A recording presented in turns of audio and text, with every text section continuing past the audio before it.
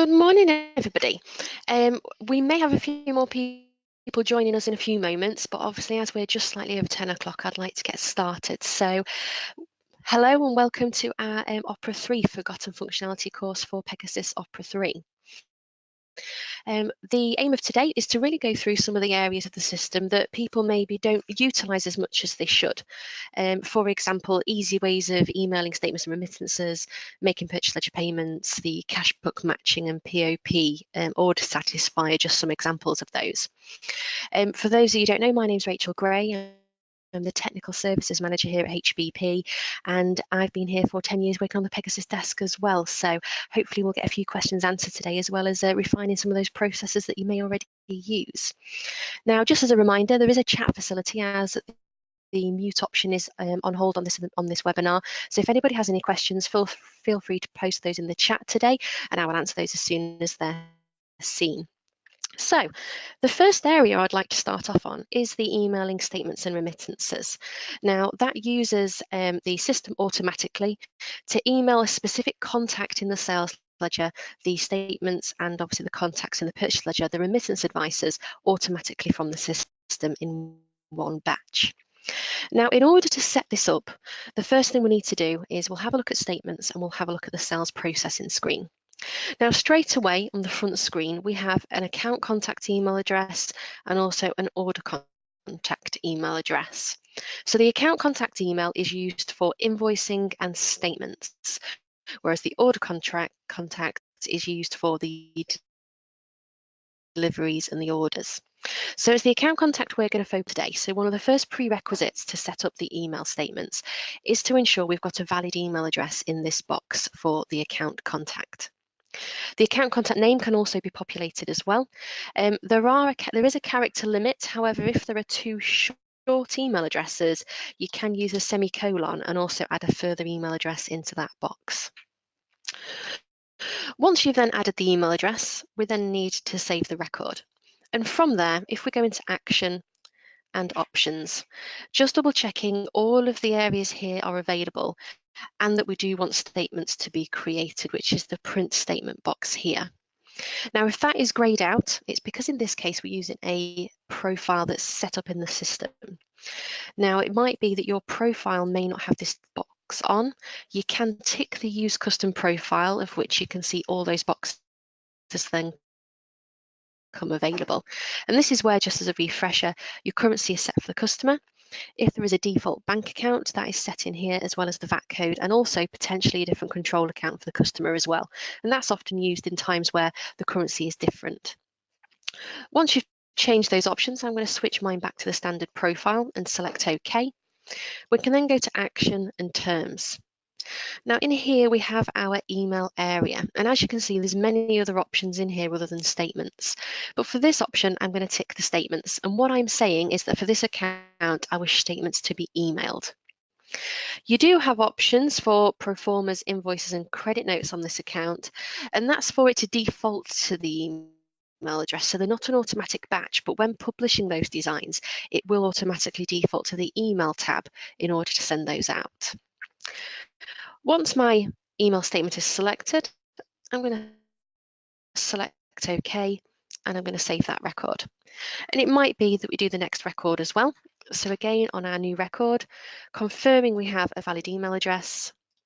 Under action and options, we're checking that print statement is in use, and this it isn't. So I'm actually going to untick custom profile, and as it is a euro account, I'm going to set it as a euro trader.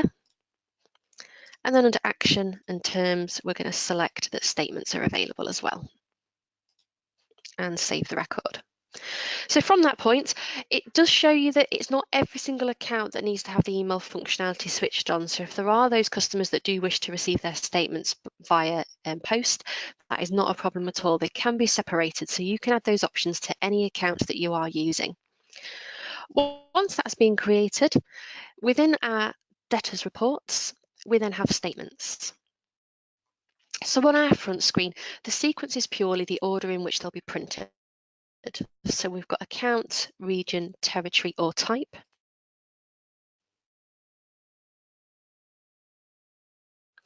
And then we also have account as well. So if So it might be, for example, I just want to print my first two.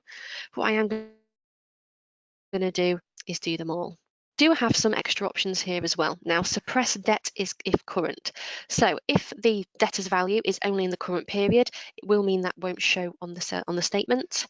And advanced transactions as well. So if you're using advanced transactions, which means we may be posting as at today, but we're actually dating it for the next period, as standard, those transactions don't show. So if you do wish those to show, that option does need to be selected. What we then have is three options. Now, the all hard copy is essentially overwriting any of the settings that we've set so that every single statement does print out as paper as a physical copy. The second two options are then where we can refine it.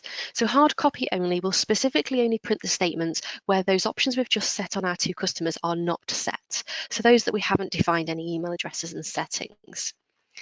The email only, as you would expect, is then only just for those accounts that require email only. So it's a nice separation in terms of not having to print out every single one. It's obviously saving paper and possibly saving time as well. So what I'm going to do is I'm going to select my email only and select OK. Automatically, as you can see, it defaults to our email address. And so these options are advising the location where the file that's going to be created will be stored. Now that is the default location, so unless it's really specifically required, I advise not to change that. The default file name will then be the statement and the dates going out to the customer, as well as the subject here. And then we also have the body of the text that's automatic. If I hit publish, I'm in as admin at the moment, so the designer isn't something yourselves would see. But what that will automatically do is automatically email out. So as you can see, it's going through my email settings with me being on a demo system.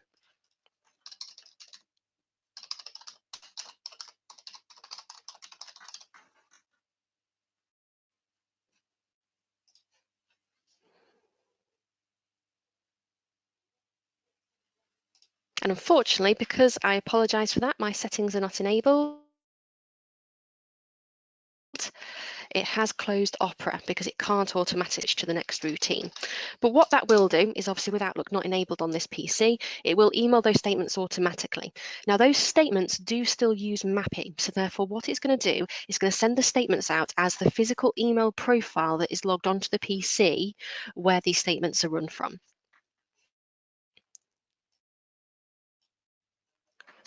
Once that's run, we can then go back into our debtors reports and into statements, and we could then potentially run the hard copy only.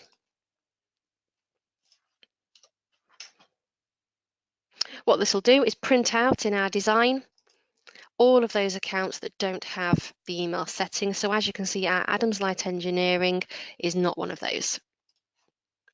And once we've finished, that's our statements run. So hopefully that shows it's a nice, easy setup process in terms of enabling those options for our email statements. Now it's the exact same process for our purchase ledger. So on our purchase ledger, we do have the account contact and the order contact. So the account contact is the one that we need to define for our statements and invoices. Under action and options, we can then ensure that the remittance advice tick box is enabled to say that you do wish remittances to be created for this customer. And then under action and terms, we then need to specify that we are actually emailing out the remittance advices. Once those settings are set, the exact same process is relevant with regards to going into reports and then selecting remittances. What I'm sure you've all seen is once we've selected our options, so they're the same again, all hard copy will override all the settings, hard copy only will only print those to hard copy set, and email only will only email those that have got an email address. If I just say all hard copy as an example, and I'm going to publish this to screen,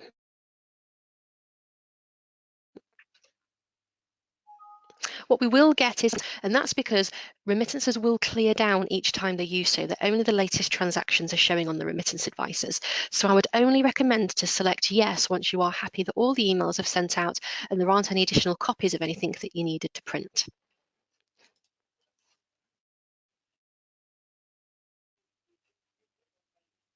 Oh, apologies for the voice breaking up intermittently. Can everybody hear me now? Susan's just advised that it's not the greatest line.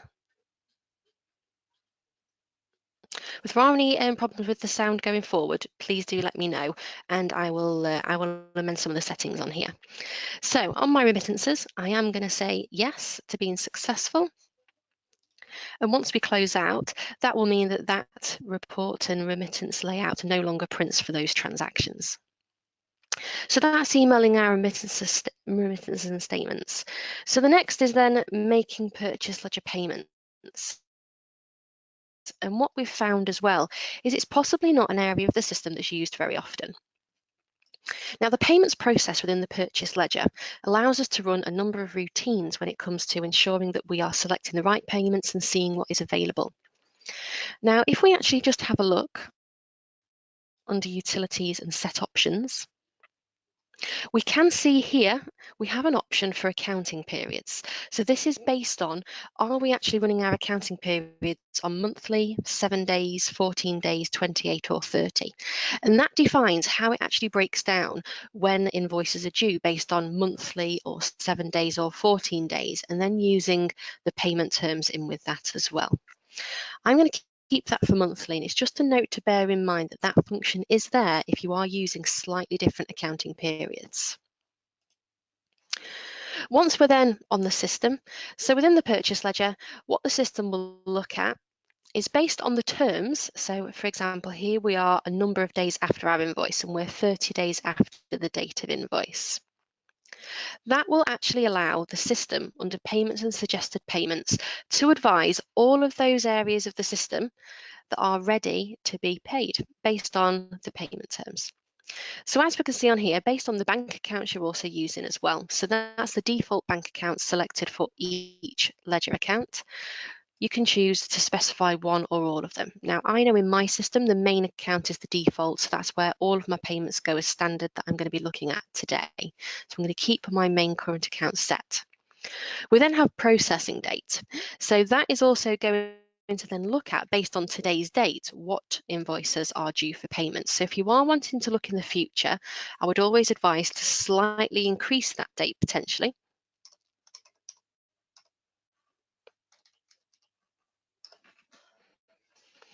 To ensure anything slightly a few weeks in the future can be seen as well. We then have sequence. So again, that is really how we want that sequence or list to show. So we have account or type. We then also have the settlement discount terms to calculate due date. So what that will do is automatically look at any customer who we've set a settlement discount on and apply the due date based on those terms. So if we'll settle 10% less if they pay 10 days before the due date, that will then apply the due date and reduce it by 10 days. We also have currency. So if it's only the sterling currency you wish to see, that can be set. I'm going to keep mine as all. And then we have the payment methods. So the two standard payment methods within the purchase ledger are checks and backs payments. Other can denote cash, for example, or direct transfers, but the system will automatically create check and backs layouts in order to send those to the bank and also print them out. I'm just going to concentrate for this run just on the backs payments. So I'm going to untick these two options. And then we have the suppliers. So again, in the same process, that can be limited to a set list of suppliers. I'm going to select OK. And what that will do is that will publish me a report with all of the transactions that are due. And we also have reasons. So what we can see is based on when this was due by, are they overdue? Is there potentially a payment and a refund on there that is unallocated? So therefore it may need to be allocated to an invoice. And if we scroll down and through the pages, we can also see any more and also the grand total. Now that is purely just a report for yourselves on what is due. Once you now have that report, you can then move on to the next stage, which is the authorized checks or the authorized backs. So if we have a look at authorized backs, what that's going to do is based on when we posted. So I'm going to change my date and also my nominal posting date, just previously saw and allow me to select if I do wish to pay them or not. Now, as you can see from my accelerator keys, which are all options under the action menu as well, we have a number of options. If I wanted to pay all, I can select the F8 Pay All button. And as you can see in this column, it changes them all to a yes. So if we scroll down, we can see they're all set. If there's only a few that you wish to choose, we can then also say we want to cancel a line, and automatically, as you see, that changes it to a no. So you've got full flexibility of what you wish to pay.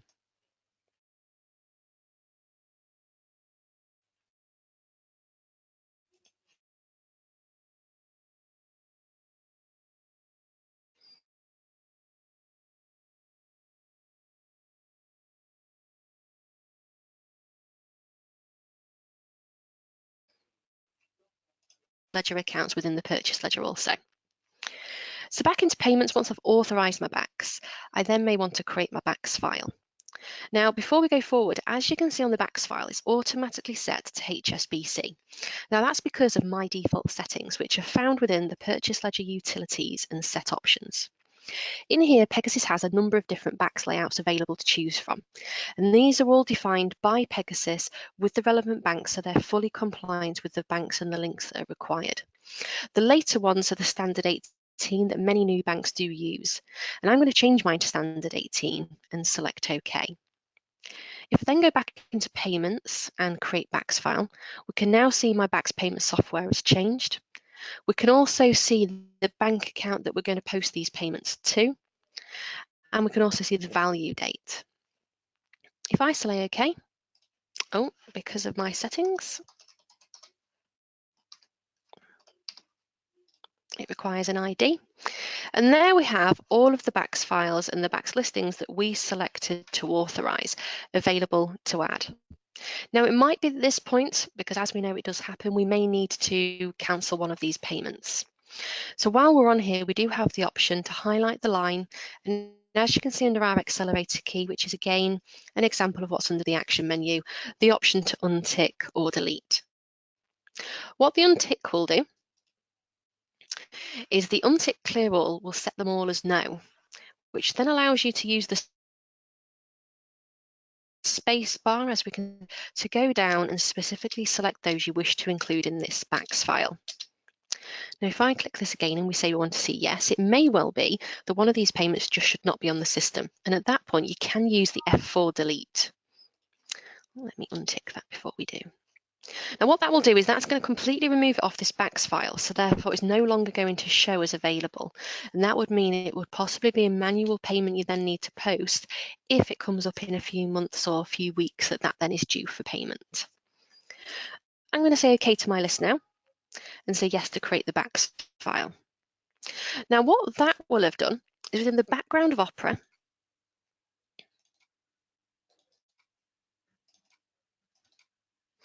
in my data, if I change it to date modified, I will have a file in here for our plbacks.out. Now, that is the automatic file created for the backs file, and that's also the location that you'll be browsing to based on obviously your server and installation to then select that file in your bank link to then post it across. It is not editable, and I do not advise anybody open that file because it can change the format. If you do have any doubts, feel free to call the support desk and we can always investigate the file for you to see what's available. Once that's created, back into our purchase payments, the next step would then be the backs list. And what this is essentially doing is compressing our process, then posted that to back, and therefore clearing those lines out. And as we can see, all those transactions that we posted are showing. So it's a confirmation of what we've just posted. Once we're happy, we can close the report and it confirms if it's printed OK. So very much like the statements and remittances, if you select OK, it's going to wipe that list out. So it's making sure that this is done on a monthly basis. Otherwise, you can end up with a file with multiple months worth of data in there. All of those payments will now have been posted to the purchase ledger. So if we have a look at our reports and payments and adjustments file,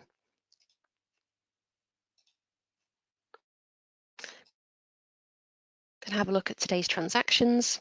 All of those payments have now automatically been created, and they will automatically have been allocated to the invoices relevant as well. Now, the exact same process is also for the authorized checks. The screen is identical in terms of what we're processing.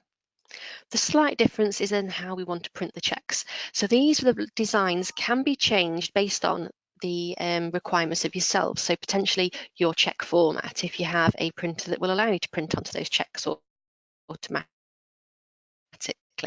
Ourselves on support can amend these for you to ensure they fit. So I'm going to authorize some of our checks.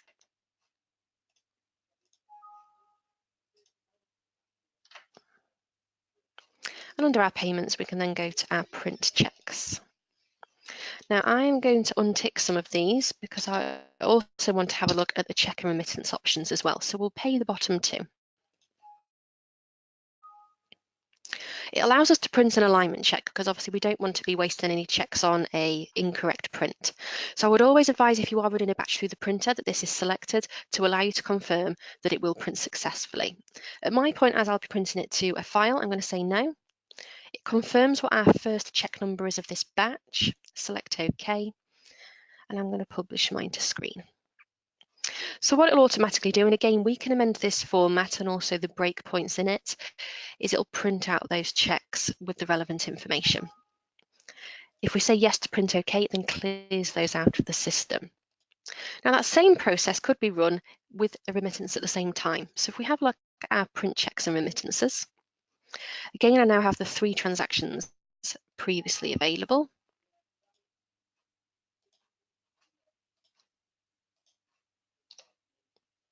And what this will do is, as well as the remittance, so it's confirming the payment, we also then have the check for that payment as well, all on the same screen. Sue's just confirming we're still having problems with the volume and the voice. Is anybody else having any problems at all?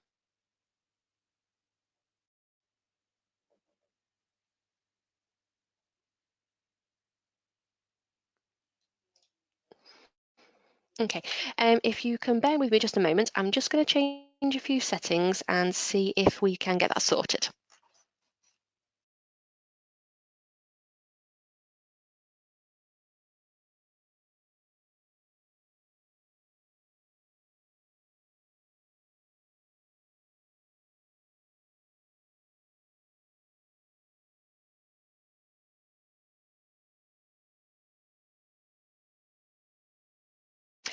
How does that sound for everybody?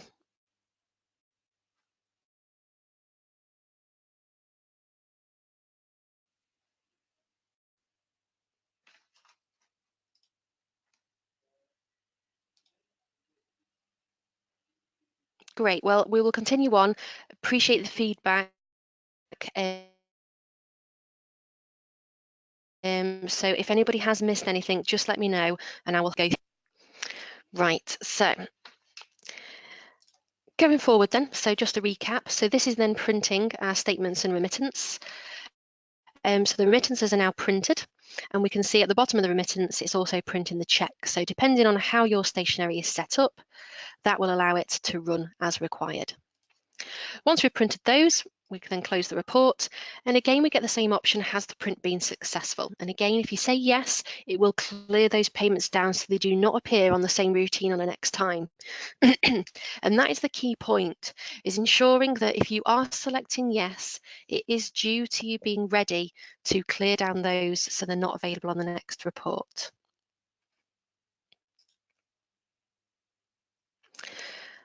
Once you've done that, we then have the checklist. So the exact same process as the backs. It then confirms all of those payments we've made. So it includes all of those files that we generated. And again, confirming if the print's okay.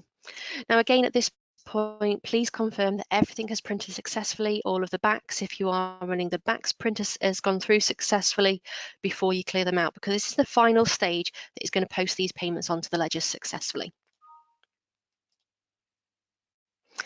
And that is the purchase ledger payment. So I would possibly say many people are using this option, but I always feel it's great to just confirm what the settings are, the way it works. So has anybody got any questions on that area at all?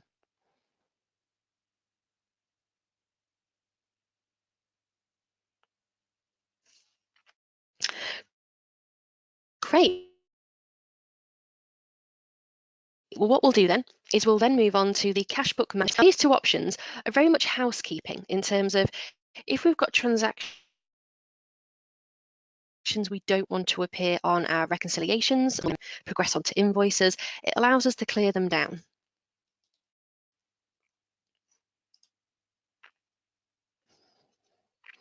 Oh, thanks for the note on that, Charlotte. If you bear with me again, I'm just going to try and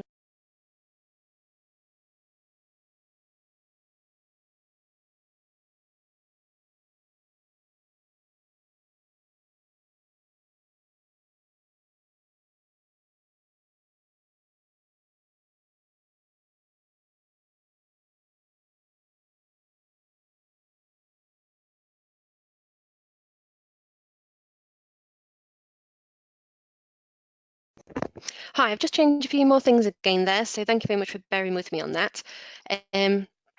Again, apologies for the issues caused there, and hopefully it won't happen too many more times. So we will move on to the cash book matching and purchase order satisfy. So under cash book in our processing screen, there may be the times where, for example, we've used the sales and purchase ledger rectify allocations to remove a payment or a receipt. Now, in that case, what will automatically happen is the cash book will post the relevant reversing transaction. And I would imagine most people do not want that to show on their reconciliation, obviously because it's messy, it's actually not a true transaction because it would have never appeared on the bank. That is what the cash book matching process is for. So if we have a look at our cash book processing screen, under view, I'm going to have a look at our unreconciled allocations. And it's just to bear in mind that you can only match transactions that are unreconciled. If they've been previously reconciled, they're not available to be matched. As you can see in here, I've got quite a current cash book line on the processing, and we've got a number of transactions, as you can see, that potentially shouldn't need to be there. One of which we've got a back sales receipt and a back sale refund. Now, if we close that and go into action and reconcile, as you can see, those transactions are actually showing on the reconciliation. So let's match those off and make sure they're not available. To do that, I'm going to cancel out of my reconciliation screen and go to action and matching. So what this will do is show all transactions that are available to be matched. And I'm going to scroll down to those transactions we saw for £120. And on here, it's the spacebar, as we can see on the accelerator key, to choose the transactions, and it puts a small X next to the line. Now, the balance must add up to 0 before you can close this screen, because we can't match something against a transaction that isn't the same value, or a multiple transactions that do not balance to 0. So these two transactions, I'm going to select OK. Now, as it's confirming, any matched entries cannot be unmatched, so this process cannot be reversed. If there are any problems, please feel free to contact support. So if we now go back onto our action and view screen, we'll have a look at our unreconciled transactions, and those transactions, as you can see, are no longer there in the screen. If we, however, go back in and have a look with the option to show removed items selected, we can now see those £120. And if we scroll across to the right-hand side, we've also got our little R column confirming that they have been removed. If we close and then go to action and reconcile, just to show on there that those transactions are no longer available as well. So for audit purposes, they're still going to appear because they were valid transactions that were posted. They're also going to post through to the nominal, but it's ensuring that the cash book is cleared so when we're reconciling, we don't have any strange transactions on there that should not be available, to make sure that what we're balanced into the bank account is truly correct. If we cancel out of there and cancel out, that is the cash book matching process. So just as a recap, the transactions have to balance if we are matching them, and the process cannot be reversed, but it's a great housekeeping tool if we've got those rectifications well resistant. That is actually the purchase order satisfy. So I'm going to open my supply chain management and purchase order processing. So on this screen, what we potentially have is orders that haven't fully been delivered, potentially because the goods are never going to be received. So therefore, what we don't want to have are incomplete orders on the system forever showing on our reports. So what I'm going to have a look at is this line here. So if we go to action and we can view the lines. So on this line, we've got a quantity of 4 engine oils and 20 electronic travel cool boxes. So what I'm going to do is I'm going to post a receipt for this line.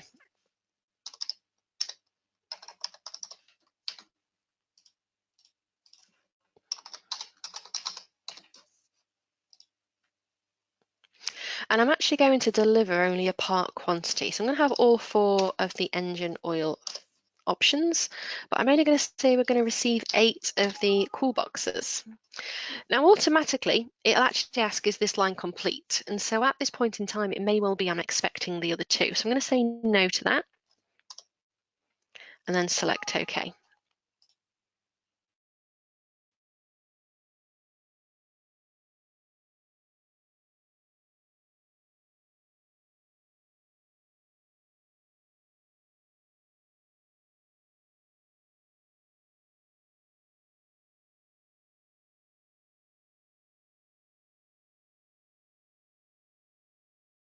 Now, what that will do is potentially aren't completed.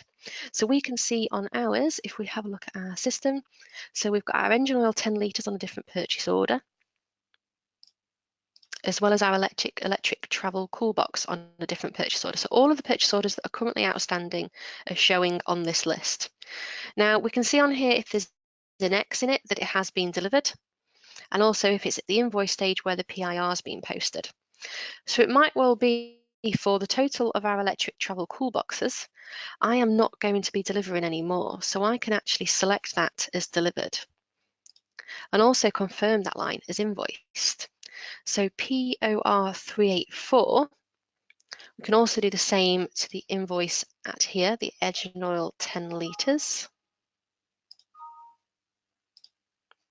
And our POR 384 was order stroke delivered, you can now see is fully completed. And the reason being is because I have cleared the cool box options to say we will not be receiving any more. And because I don't actually intend to invoice it, it's actually completed because I've told both lines to be invoiced. Now, the good thing is this can be reversed. So if we go back into Satisfy,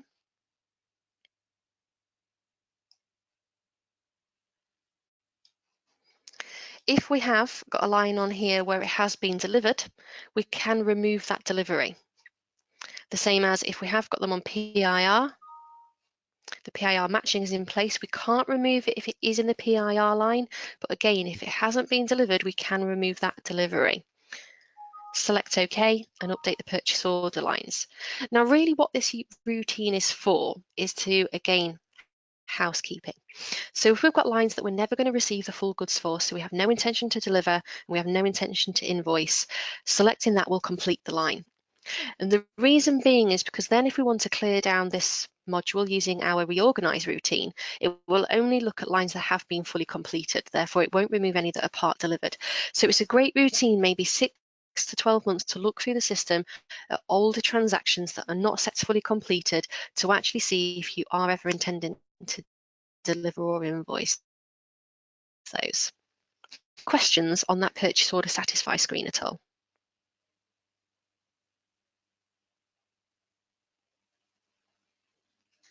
Great. Well, that actually nicely brings us on then to the reorganizations. And again, one of the reasons for the satisfying is so that we can run our reorganize. So what I'm going to do is within purchase order, utilities and reorg. This is the option that again will allow us to then clear down those completed lines. Now, what this is not doing is it's not affecting in any way the purchase ledger. So once a transaction within both SOP and purchase orders have been posted as an invoice, it will post a separate transaction and a separate image of that document to the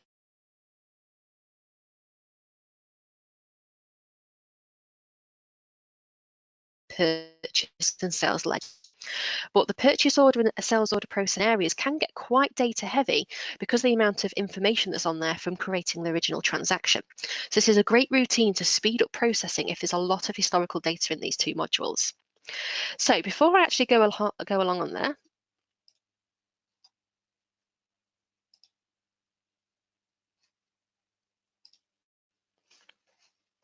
Before I go along on that, we're going to actually have a look at the purchase order processing line and see what dates we've got. So as we can see, we've got a number of completed transactions on Carter's Limited dated pre-September 2017. So it may well be that I want to affect everything based on the 1st of November 2017.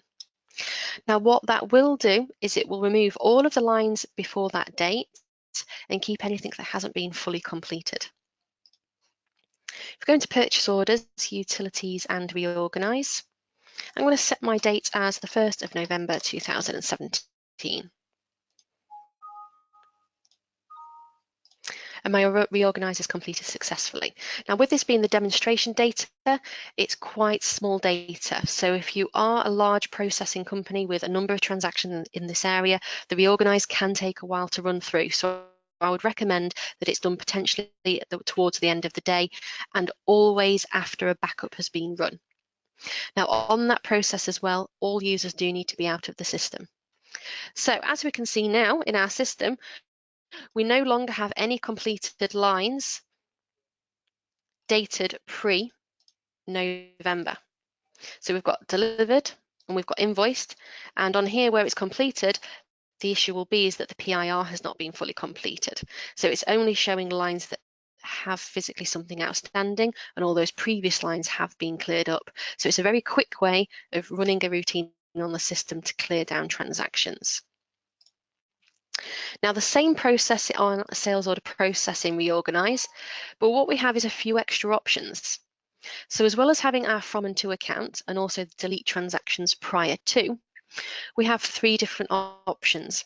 So the recalculate order balances on this financial processing screen is actually our balance for order balance here. So if there are any issues where we need to recalculate that balance, we can run the reorganize. Now the reorganize doesn't have to run with valid dates as such.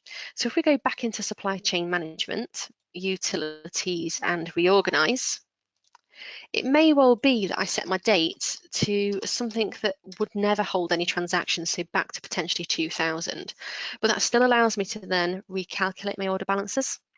It will also, any sales orders, complete any description only documents where there has been no physical stock to deliver or invoice, and also cancel any unposted purchased requests already invoiced. So if we are using back-to-back processing, which will allow us to raise a purchase order on the back of raising a sales order, if the sales order was then invoiced prior to those goods being delivered, it will cancel that purchase order request. Select OK. As we can see, it's purging the invoices and that routine is completed. So again, a great routine for clearing up the data. There's only 2 further options I'd like to go through with you today. And the next one is actually back on our sales and purchase ledgers. And it's with regards to the contact processing that we have in these areas. So as we discussed earlier, we've got the account contact and the order contact on screen.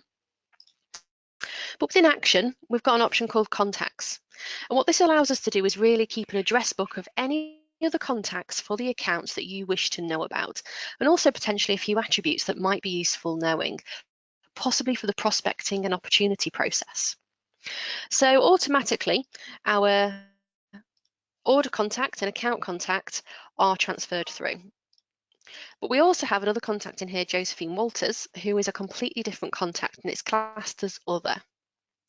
Now we can create as many contacts in this area using the create new icon, and I'm going to add myself. So Rachel,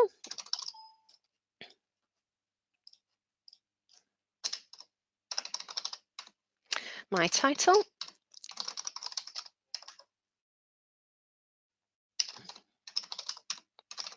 position, potentially birthday if you do any campaigns around the birthdays of your clients or important clients and directors of the companies. And we also then have the phone, the fax, the mobile and the email. These are all areas that we can keep as well as attributes. So it may well be that we are part of a management team. We are also a sales contact and potentially an accounts contact as well. So this allows you to define different areas that are available so you know who it is you're potentially speaking to. If we save that record, I am now available as a contact on that screen. Now, unfortunately, it doesn't allow me to run any emails, but it does really allow us to keep an address book and just a list of the important contacts for those sites. Now, for GDPR purposes, obviously, if there are any elements of this system that you are using for contacts, we do have a utility available that will clear down contacts and have a look at how long they've been available and if they're in use. Because obviously for GDPR now, we do need to clear down any data that's not necessary for the processing of the business. If you do require any further information on that area, please do let me know. The same screen is also available on the purchase processing. So if we go to Action and Contacts, as you can see again, we've got a number of different contacts on the screen, and we can hit Create New to add additional. And that's available on each account within the sales and purchase ledger. With regards to the attributes, they are also available to amend. So what we can actually have a look at is under Maintenance and Contacts for the sales ledger processing, we have a list of our attributes. So these can really be anything that you wish that will be relevant to know about those contacts. And while that screen's open, we can hit the Create New icon and add new codes. And they can be, again, as many as you need. So it can be very much tailored to some specific information that you do need to keep on those people. The exact same area is also available within the purchase ledger, maintenance and contacts. And that finally brings us on to our last option, which is actually with regards to updating the nominal. Now, as most of you are aware, the automatic update of the nominal is done via the nominal transfers within financials, nominal utilities, and we have our ledger transfer. There is an option for is a real-time update of the nominal. So really no longer needing those transfer files. As soon as a transaction is posted, a journal for that individual transaction would be posted through to the nominal ledger. Now, before we set that option up, you must ensure that there are no transfers waiting within any of these, which I've done earlier, but we'll have a look and double check what we've got. So I will change my system date based on the open period I am operating in. Within utilities and sales ledger transfer, we can confirm if we've got any transactions waiting. And I shouldn't have, which is great. So we'll have a look at utilities and the purchase ledger, and again, check the same. So once we're happy there's nothing left to transfer, we can then amend the system to allow the real-time update of nominal. So into administration, under maintenance and company profiles, the company that you are physically active in will be the automatic company that's displayed. If you do have multiple companies, they will be listed in the list option. So when you're on the selected company, select the options tab. And these are really the main settings within the whole company. So which nominals and ledgers link to which. And as you can see on here, we have a tick box for the real-time update of nominal. So it's actually telling us that there are nominal records to transfer, and it looks like the payroll and stock needs transferring first. So a great use of the flags to ensure that you aren't able to change anything that may well cause problems in the data. So if we go back onto financials, utilities, and I will run my transfers.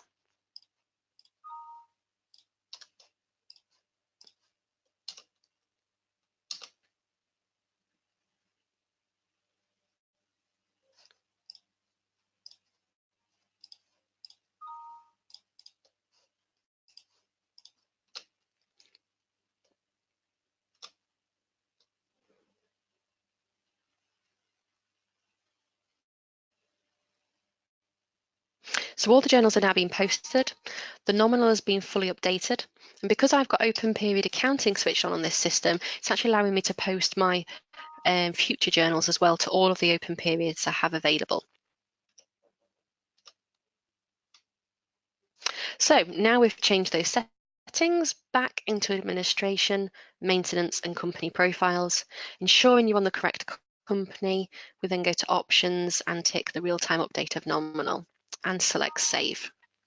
Confirms it can affect your data. So with all of these large processes with regards to reorganizing the system and running potential satisfies and cash book matching, because obviously cash book matching we can't undo, and also amending this option, I would always advise a backup is taken beforehand. Now, once that option's on, what that allows us to do is let's now post a sales ledger invoice. So if we go to action and invoice, so I'm going to keep my nominal posting date as the date that we've got in the system and create an invoice.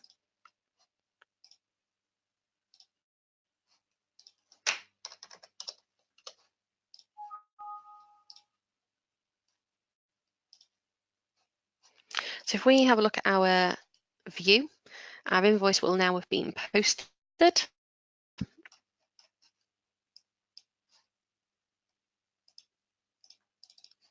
And I can see it's actually posted to the ACCO1 sales code, which we set it to, which is actually our nominal ledger K110. So we will now be able to, within nominal maintenance and accounts, find our K110.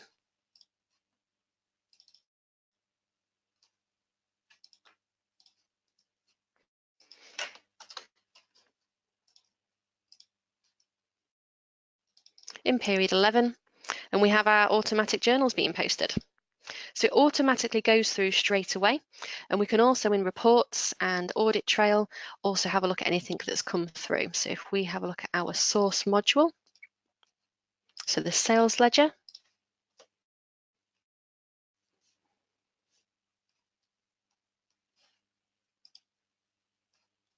we can then see automatically that is showing in our trade debtors as it would with regards to the nominal and the debit and the credit that has been posted. There's our K110 as well for the same value. So it's automatically updating the nominal. There is no then further need for the transfers.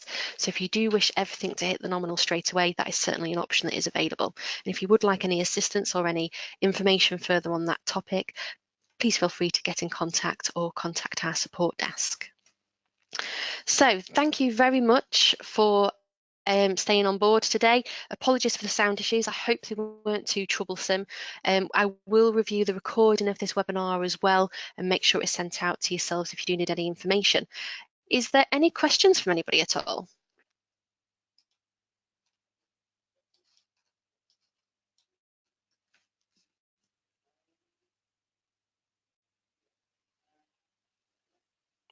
Great. Well, thank you very much for your time. I hope everyone has a great day, and any problems, please let me know. Thank you very much.